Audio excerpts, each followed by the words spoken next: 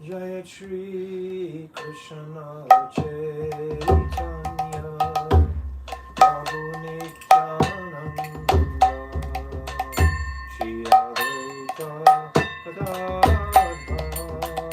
Shivasadi Gaura Bhakta Jaya Shri Krishna Chaitanya Prabhu Nityananda Shri Advaita Gadadhar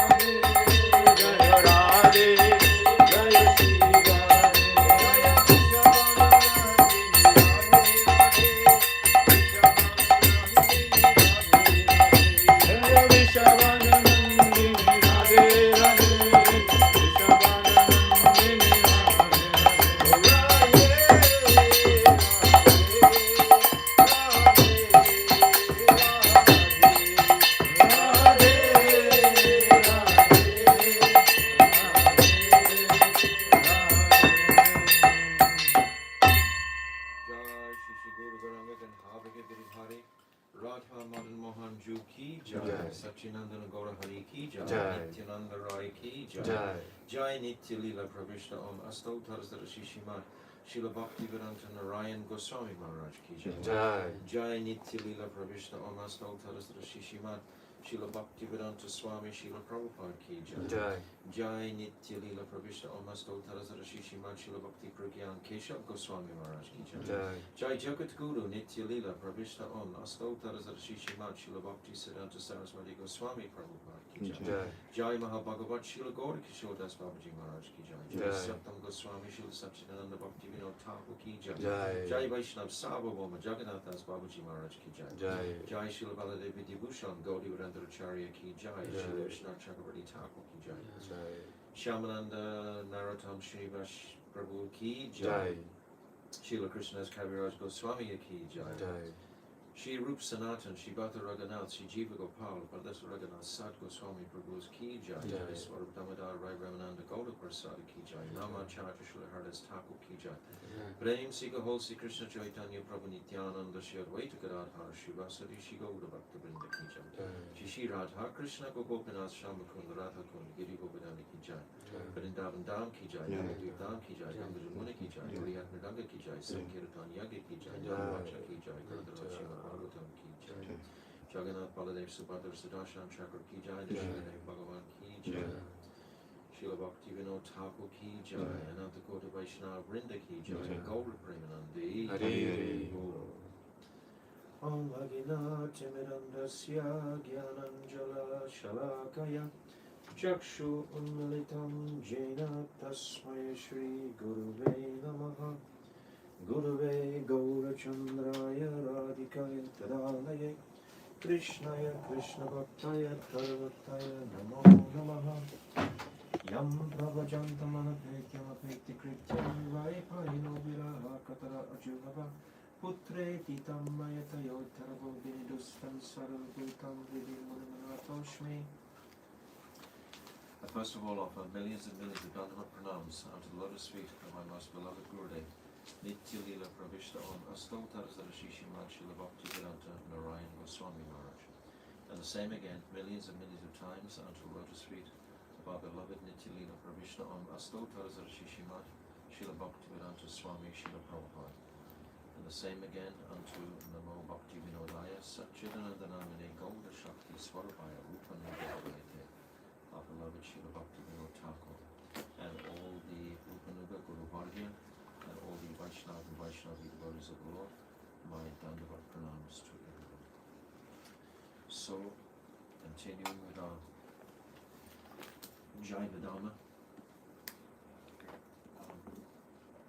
I think it probably will take a couple of years to go through the whole Jaiva Dharma.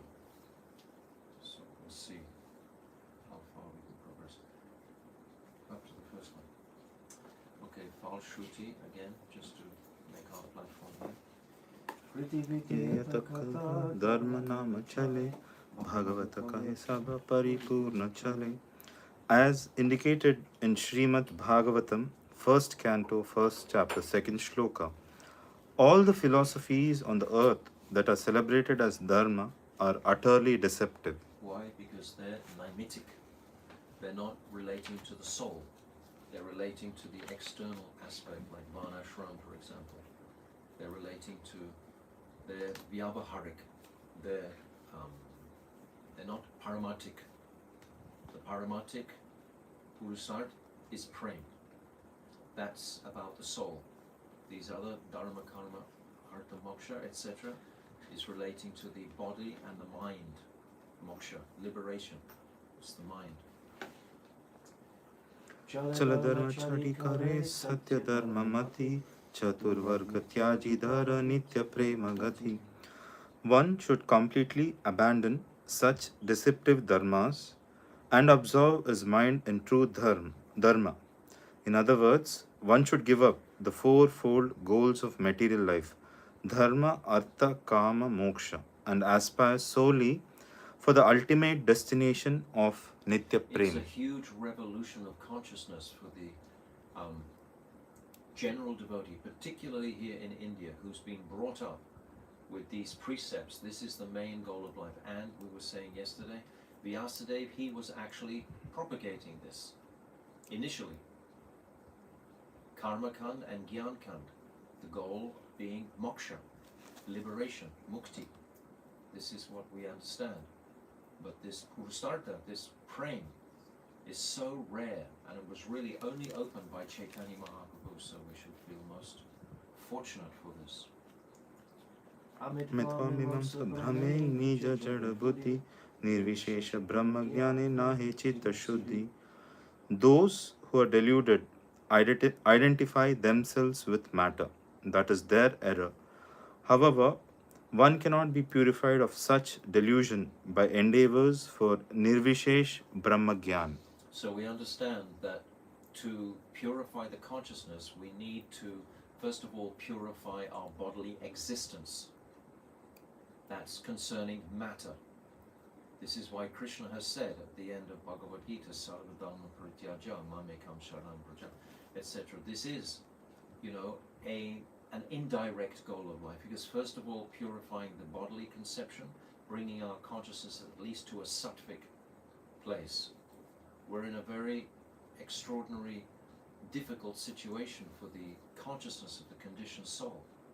But if he purifies his body and mind initially by these external processes, then he becomes qualified to associate with sadhus and receive the seed of Shuddha Bhakti. Then he can proceed, only this way. But the actual processes of Varnashram, etc., we know in Rai Ramananda Sambhava. It was the first proposition that he made. Mahaprabhu, Ehobai, go more, go more. He didn't accept it at all, he didn't stop there. Straight, because it's on the bodily platform. It still has its significance. What? Right, so.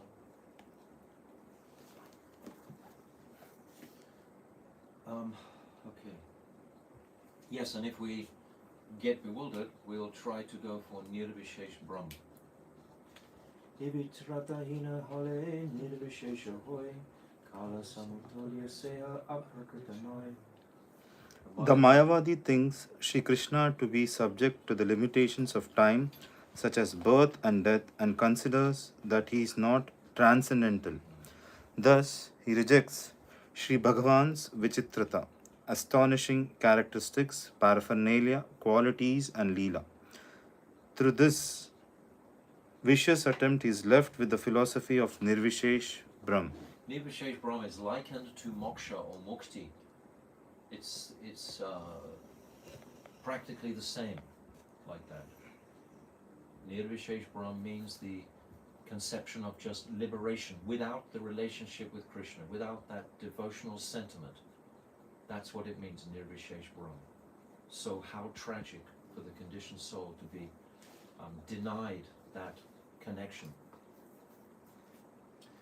Kande gyana hoye dharma achesha nishchaya prakriti hoya kabu aprakrita maya. Such base and contemptible jnana, which arises out of an attempt to dismember the divine form of Bhagavan, is only fit to be rejected. It is prakrita and should never be given credence as aprakrita dharma. So we know the third chapter in this Jaiva Dharma is called Naimitic Dharma has to be relinquished. That means everything pertaining. If we actually want Shuddha Bhakti, if we've come to that appreciation in our hearts that I will not settle for anything less, because if we're compromising it, it means that I want something from this world, something in the material sphere.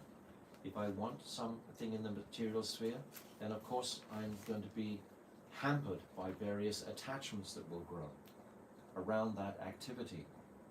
But my consciousness has to become resolute towards Shuddha Bhakti.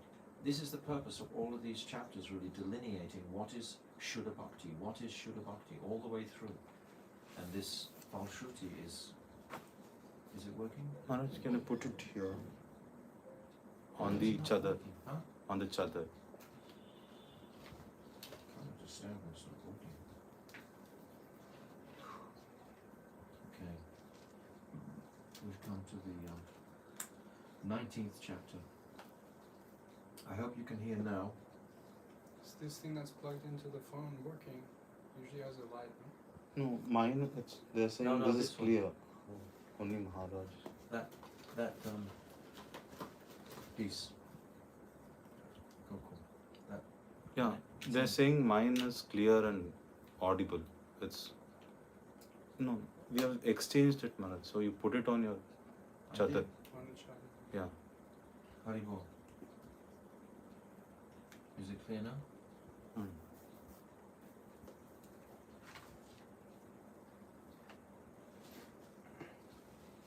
Is it clear now? I'm asking.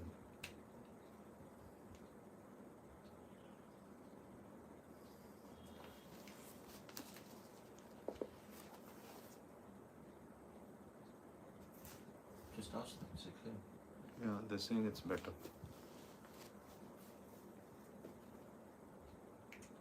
So,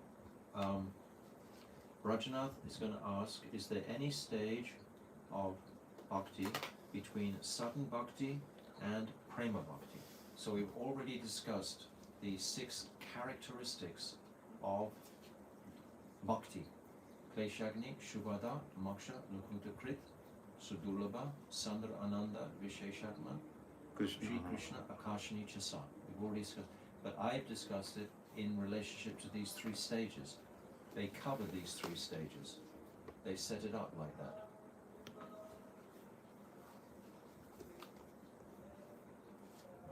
So you can start from there. Reading, Rajana. Rajanath, is there any stage of bhakti between sadhan bhakti and prem bhakti? Babaji, yes, certainly. There are 3 stages of development of bhakti: sadhan bhakti, bhav bhakti, and prem bhakti. So understand this now is a gradation of stages. And yesterday I just took the time to explain the distinction between Brahman, Paramatma and Bhagavan. They are not stages, remember? Very clearly they're separate interests, all 3 of them. But these 3 are all in the same yoga ladder going towards Prem. So accommodate that.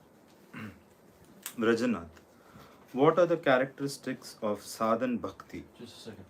Uragai, you can just be in touch with the group if they've got any messages. Text them now so he doesn't have to be distracted. And keep them on the line and ask them if the volume is sufficient. Okay. Babaji, bhakti is one. The difference are between the different stages of development. Bhakti means devotion. My devotion is one, but it's like a fruit. The fruit is in different stages of ripening, from its green to its coloring and then to its fully blossomed ripe stage. So the same. As long as bhakti is performed by the conditioned jiva by means of his senses, it is called sadhan bhakti. By means of his senses. In other words, it's the initial stage. I'm learning to control my senses. I'm coming to this stage of practice. Sadhan basically means the practice. I'm practicing on the focus, on the goal. Because the next stage is going to be the moods, much more highlighted. But the first stage is our just general practice, our regulative practice.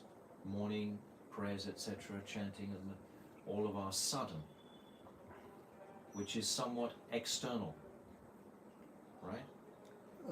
Maharaj, this senses means, is it gross or subtle senses? Let me see, As long as bhakti is performed by the conditioned jiva by the means of his senses. Yes, the senses, the gross senses. Gross. And the subtle senses also. When it's involving the mind, the intelligence, and false ego, bhav is like off that platform. Especially at the higher stages like asakti and ruchi. You're not sitting on the mental platform. You've actually come off that platform. So yes, it's all the senses, subtle and the gross. Is it working? They said the audio quality is a little bit low. Huh? They said the audio is a little bit low. I don't think there's a solution. You already swapped this. Okay. Vrajanath, you have explained that Prema Bhakti is an eternally perfect mode, Nitya Siddha Bhav. So, why is it necessary to practice in order to attain a sentiment that is eternally perfect? Beautiful question. Why do you have to practice something that's already naturally there? Because it's well, we'll see. We'll see. Babaji, Nitya Siddha Bhav is not actually something to be gained from elsewhere. Very important points. Sadhya. Yes. Very important. Go ahead. That is, it cannot be produced by sadhan. Sadhan is a name given to the practice of manifesting bhav in the art. Hard. As long as it is not manifested in the heart, due to being covered, one will have to perform sadhan. In reality, this bhav is nitya siddh, eternally present in the heart. Nitya Siddhyasya Bhavasya. Rupa Goswami has given us this verse. It's residing in potential. So that potentiality has to be awakened by our sadhan. The sadhan will develop the potentiality and then the bhav will manifest. Because I've said before from the very beginning, unless our sadhan is not being focused on bhav, what is the point of our sadhan? It's just like a ritualistic endeavor where we're looking for some sukriti or sanskar or something like that, rather than actually cultivating our genuine loving relationship with Krishna. Maharaj, isn't this statements ironical? Like they're saying it is nitya siddha bhav, then they're saying as long as it is not manifested. Those two are very ironical. It's covered. It's exactly like the svabhav, our natural nature. But we become covered, this conception of a nishad. The material condition has created a situation where I have forgotten my svabhav. My natural nature, my svabhav is there. But because of my attraction to matter, my pure spiritual nature has become covered. So it's completely nitya siddha. It's the nature of it is nitya siddha, but it's become covered. That makes sense? What? Yeah. Fully? Yes. Or not? No, I understand. It's like in embryo, it's like this verse I just said. Kriti sadhya bhavat sadhya nitya siddhyasya bhavasya. It's eternally residing. Prakatam, in potential. The potentiality. Like a seed, when you look at a seed, you can't see the huge tree inside the seed. But its potential is there. So you say its Nitya Dharma is already there. Its Swadharma is there, but it hasn't manifested yet. It is eternal, but it hasn't manifested yet. It's covered by our gross and subtle material senses, definitely. Vrajanath, will you please explain this principle more elaborately? Babaji, certainly. Prem Bhakti is Nitya Siddha, eternally perfect, because it is a manifestation of Bhagavan's internal Shakti, but it is not evident in the heart of the conditioned Jiva. Yes, he doesn't know where it is. This is the whole point of sadhana. This is the whole point of our studying Jaiva Dharma. We have to locate where is that place. We need to have the focus, and that can take time. It needs to be cultivated. We need to regularly work on the consciousness to bring us to that place where we are focused more than not. Because most of the time, we're unfocused. Most of the time in the conditioned life, we're running here, doing this, so many details, so many karmic activities. The mind is getting distracted. But perhaps, I was just explaining before, in the early morning hours, in the Brahma Muhurta hour, it's the only pure time of the day. And then after 6 o'clock, what happens? The mode of passion kicks in. And people feel prompted, pushed by the gunas to go and perform this activity, that activity, this, and then they're going away from that internal contemplation. And then in the afternoon, it's the tamagun is there, mode of ignorance time. And then in evening time again, when the sun is setting, it's the Rajagun again. And then after evening, and then it's nighttime, Tamagun. The senses are shut down completely. So the only time in the 24 hours really to get the best advantage is this Nishanta Lila. And it's so extraordinary that we're blessed with the most amazing pastime, the most amazing pastime out of the eightfold pastimes of the day. This Nishanta Lila is when Radha and Krishna are at their very, very closest in the 24 hours. They've lost all their ornaments, all their decoration and everything, and they're cemented together like one body.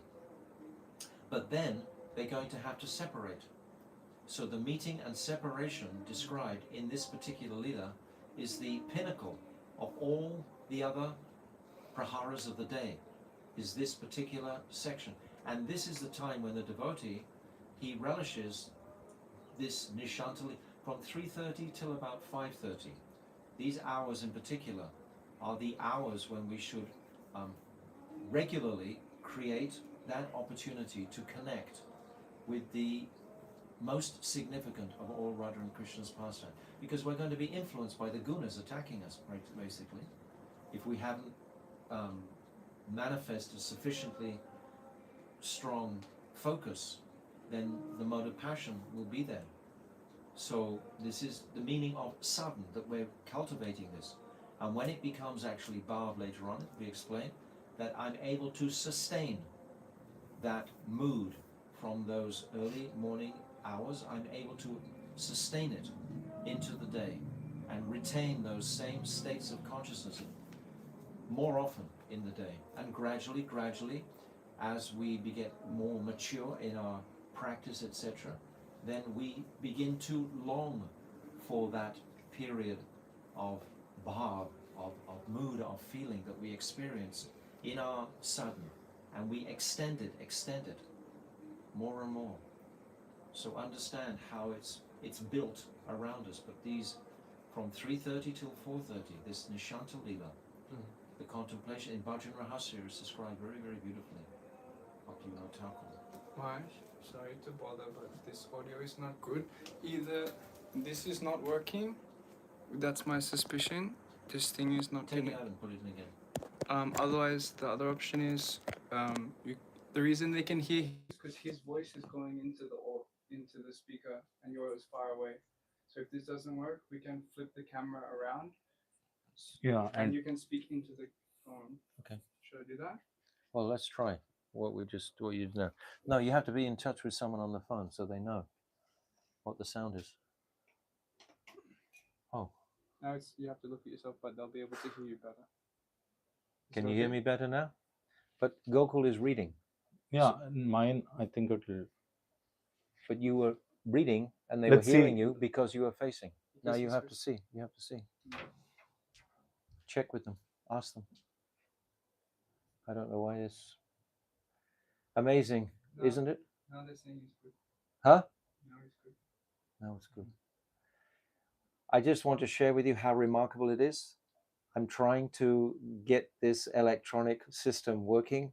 I just got the Wi-Fi with the extra battery, and now another little glitch. You can't make it perfect in this material world, it seems. However we try to nudge it and arrange it, but perhaps after more time, we'll get a little more. Now or before, I flopped it. Okay. Someone says it's always clear. One person means one Prabhu is saying it is. Well, I was thinking that perhaps somebody has their. I hear it clearly. All was good on my side from the beginning. Somebody is saying that. Well, I have a suspicion that somebody might have their sound down on their phone and be thinking that actually I'm. Even before all was good, I could hear Gurudev clearly. Okay, turn it around. And I'm saying now after flipping it's better. Well, that's probably because they haven't got their sound turned down themselves. Whoever's on the making the questions here, check your own phone and see. Or let it be like this for us. That's not an issue. Well, then he's being filmed. No, you're being. Just leave it. They can hear him. They can hear you. Okay. So this nitya siddhyasya bhavasya prakritam sadyate. So we're discussing the speciality of sadhan, which is performed during that Brahma Muhurta hour, and where the devotee gets an opportunity to connect in a very significant way. In those hours in the early morning, there's no industry going on.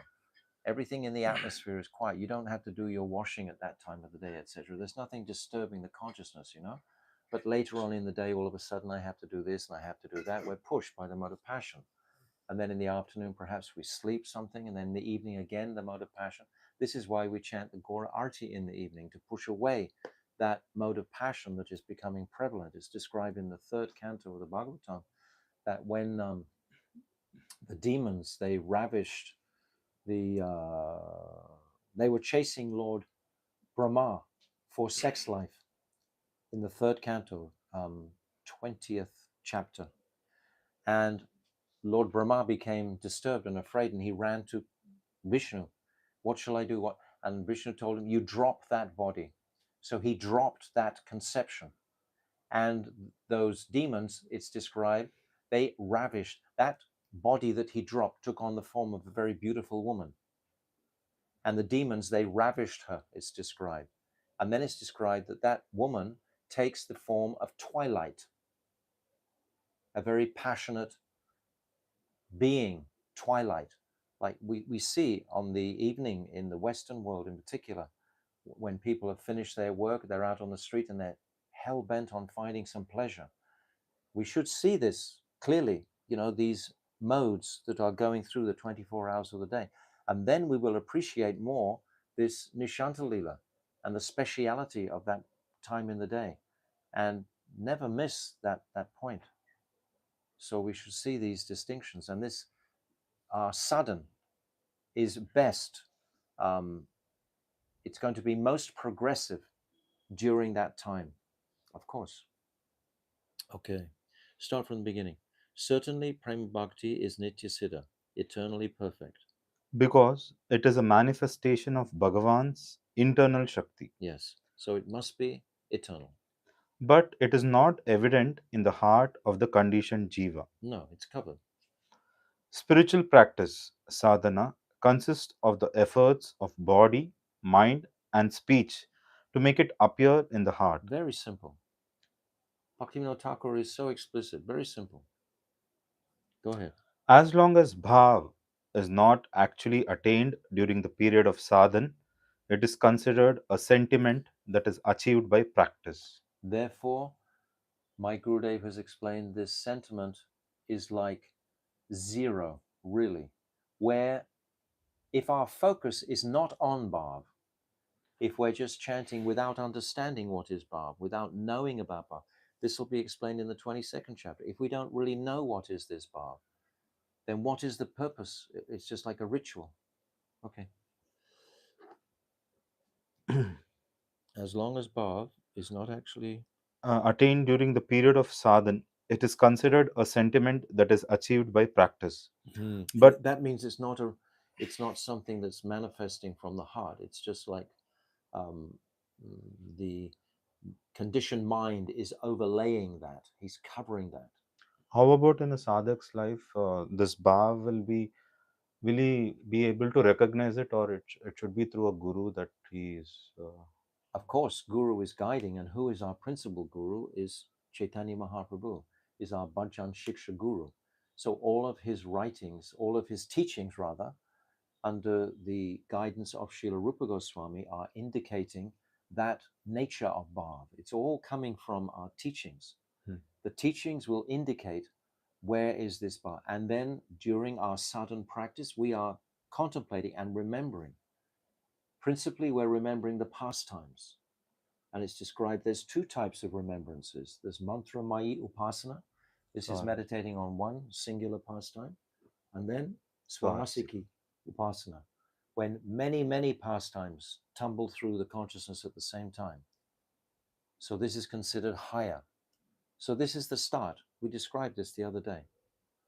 Such an important topic, because if our chanting and our bhajan is not being focused on this end, then what is going to be the value of that?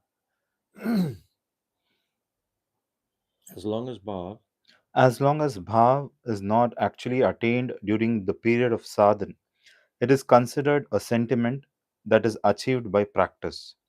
But its eternal perfection becomes evident as soon as it manifests itself in the heart. understand?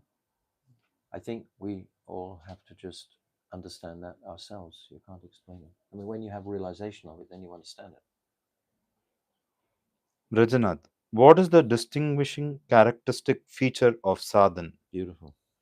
Babaji, sadhana bhakti is any method that trains the mind to become Krishna conscious. Hmm. Rajanath, how many kinds of sadhana bhakti are there? Babaji, there are two kinds, Vaidi and Raganuga. Vrajanath, what is Vaidi Bhakti? Babaji, the Jiva's spiritual propensity is manifest in two ways.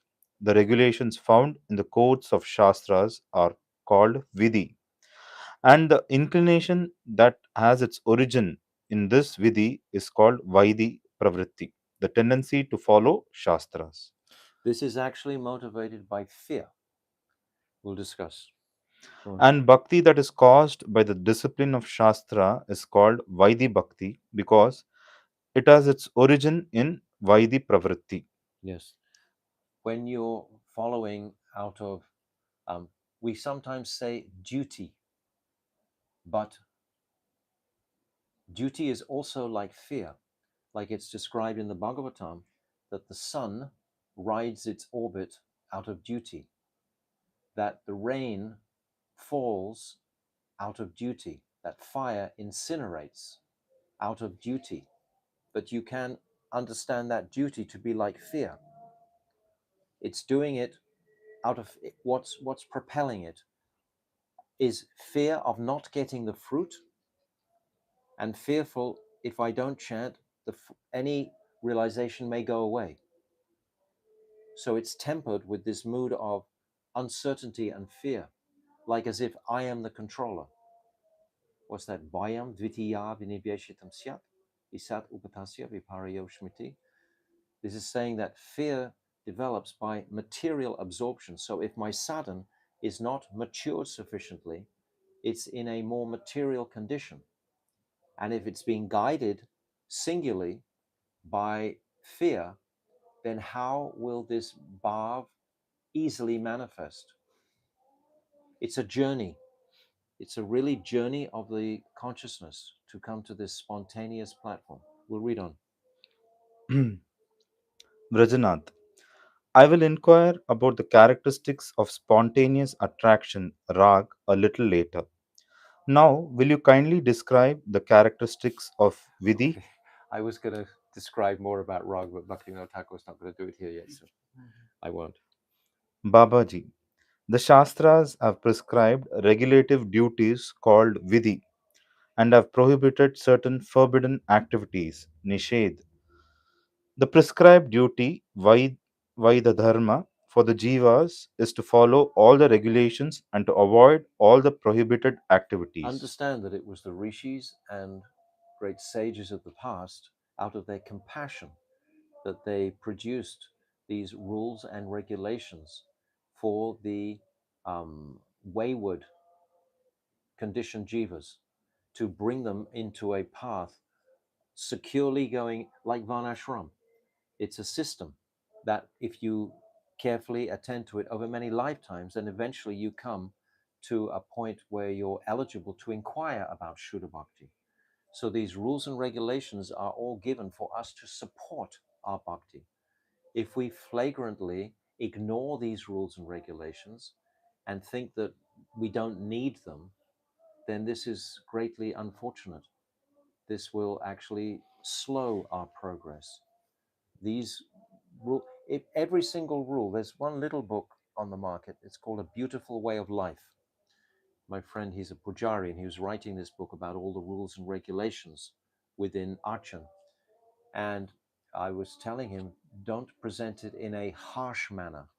You should actually present it in such a way that all the rules and regulations are explained clearly for what benefits they will give this way. So then he changed the title to A Beautiful Way of Life, because it is a beautiful way of life, the rules and regulations. If you embrace them, you immediately come into a sattvic state of consciousness.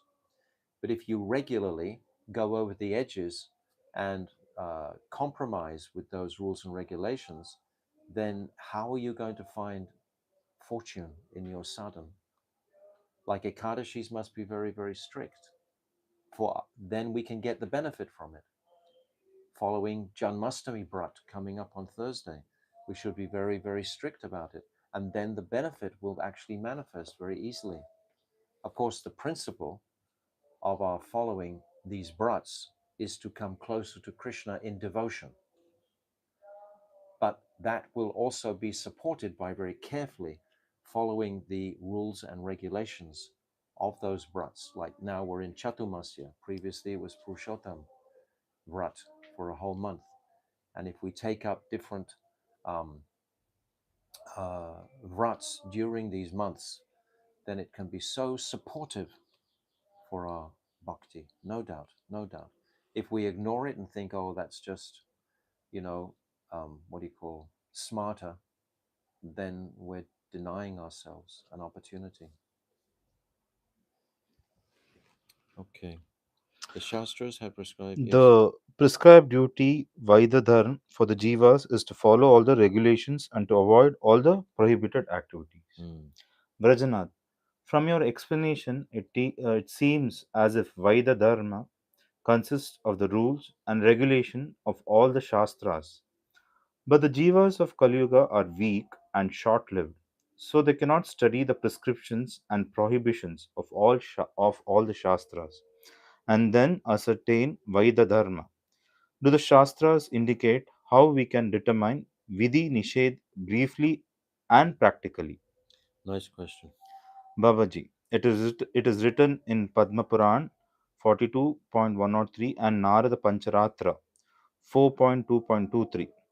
समर्थ्यत्व सततं विष्णोर विषमर्त्यत्वो न जताच्युत जताच्युत जताचित् सर्वे विधि निषेधः सायुरेतयोरेव किङ्करः.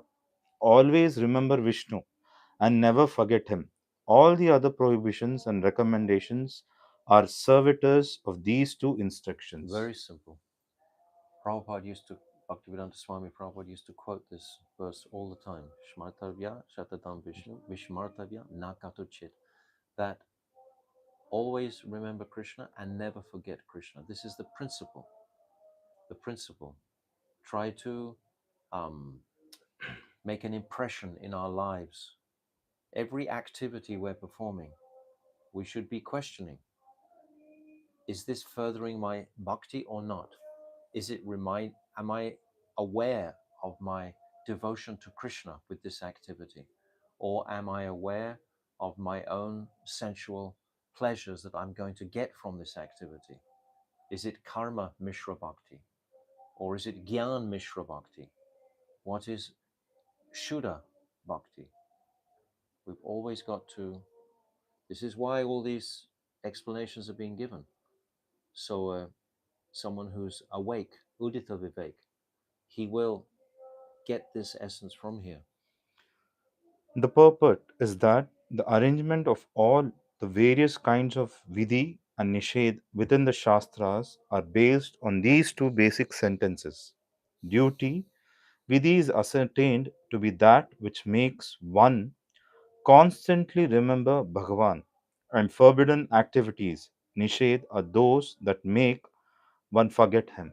So this term of duty, like I described, that it's described in the Bhagavatam, I said that the rain falls out of fear, fire incinerates out of fear. So we can change that with duty. So duty and fear. When you're doing your duty, there's some semblance of fear connected with it, isn't there? Can you appreciate that? Doing the duty, you think there's some compunction. I have to do this. It's like if you're thinking, I have to go to Mangalati. It's my duty to go to Mangalati. Rather than, oh, wonderful, we can celebrate Nishanta Lila together in the temple. And I can meditate on the divine form of the Vigraha, Takuji, in the temple. And I'm going with that intention rather than, oh, a fearful intention that what will people say if I don't attend this program or something of that nature. There's some prompting, you know? Okay. Remember Bhagavan Sri Vishnu constantly throughout your life. This is the basic prescription, Vidhi, and the arrangements of Varnashrama and so on for the maintenance of the jivas are subject to it. Mm-hmm. Never forget Krishna. This Nished is the basic prohibition. Everything else, such as abandoning sinful activities, avoiding the tendency to divert one's attention from Krishna Bahirmukta, and atoning for sinful activities are all subordinate to this basic Vidhi Nished. Therefore, all the rules and prohibitions described in the Shastras are eternal servants of the rule to remember Krishna constantly, and the prohibition is to never forget him. It follows that the regulation to remember Krishna is the fundamental principle amongst all the regulations of Varnashrama and other such institutions. Shri Chamasa Uvacha Mukha Bahur Padebhyah Purushashramayah Sah Chatavro Jnanir Varna Gunair Vipradayaka Pratak या येषां पुरुषां साक्षात् आत्मा प्रभावम् ईश्वरं न भजन्ति अवजानन्ति स्थानाद् बृहसत् पतन्ति अधः. Srimad Bhagavatam 11.5, 2 and 3. Sri Chamsa said, the Brahmanas came into existence from the mouth of the primordial Sri Vishnu, the Kshatriyas from his arms, the Vaishyas from his thighs, and the Shudras from his feet. These four Varnas were born along with their particular characteristics, as were the four specific ashrams.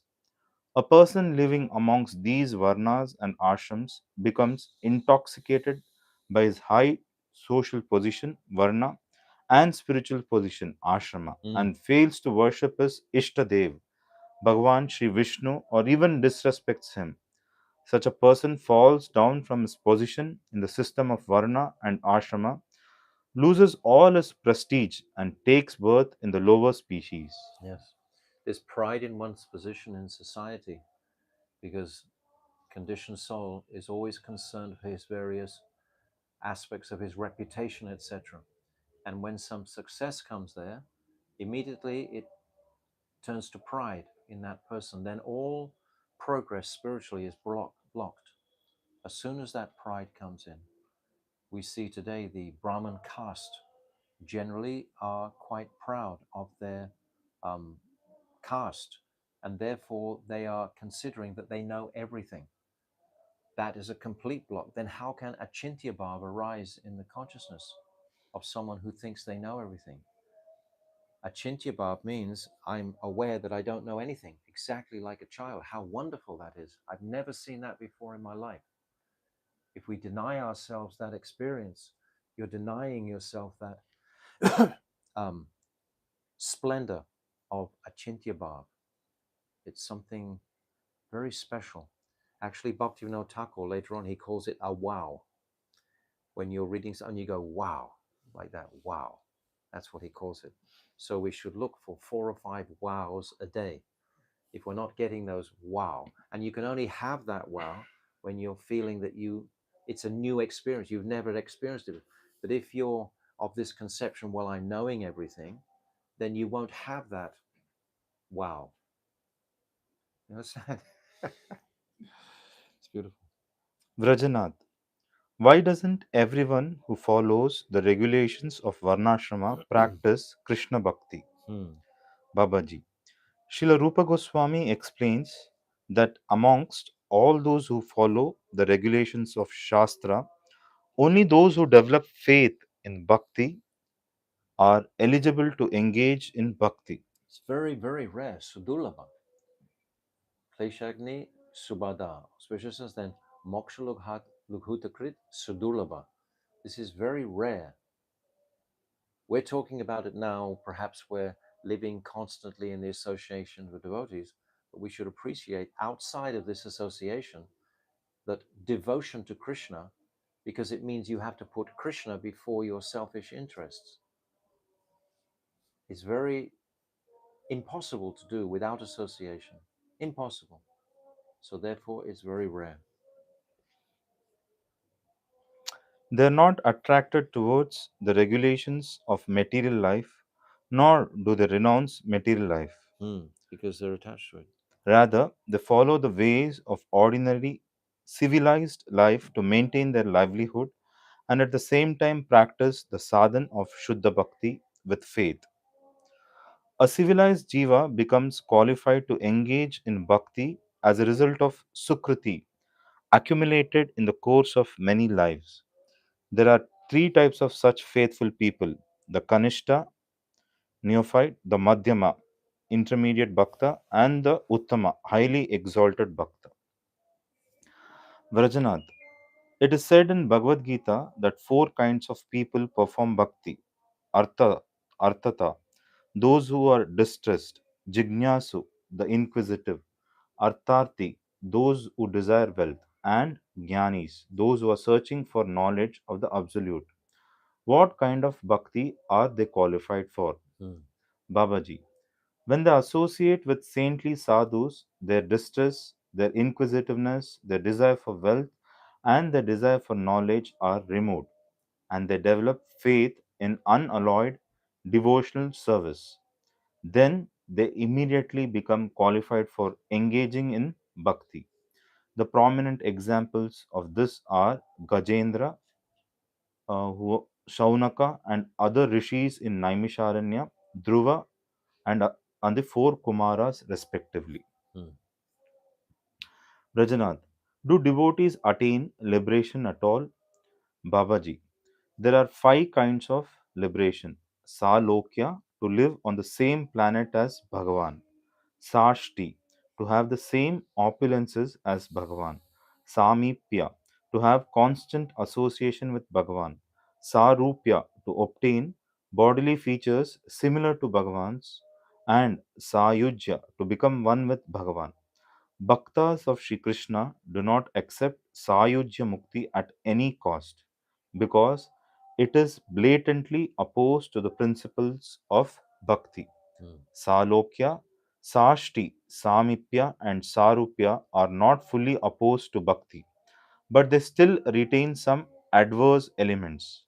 The Bhaktas of Krishna also completely reject these four kinds of liberation that are manifested in Sri Narayan's abode. Vaikuntha, yes. In some circumstances, these forms of liberation provide comforts and opulences, whereas in their matured stages they guide one towards prem bhakti. If their ultimate result is only comfort and opulence, bhakta should simply reject them. Because when that comfort and opulence comes, you lose the desire to go forward.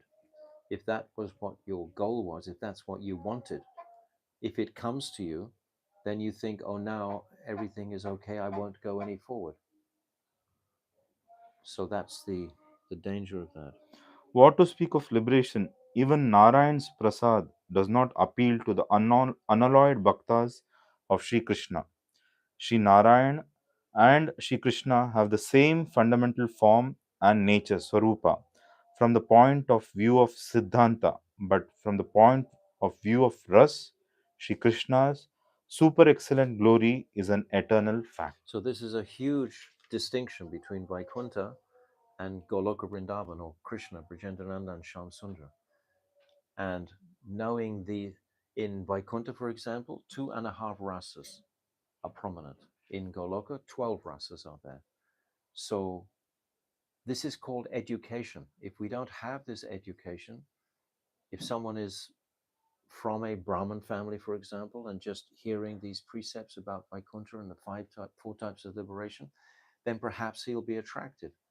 So he has to know, he has to be educated in this knowledge to actually appreciate what is his possible, um, what are the options for his fortune. This is why the devotee, he distributes all these books. He tries to give this knowledge. And if you have a little bit of this knowledge, then the soft hearted devotee will want to impart this knowledge. to those people who are getting distracted. This knowledge is so paramount, so important. Shall I continue? No, we can stop here. So we can stop here.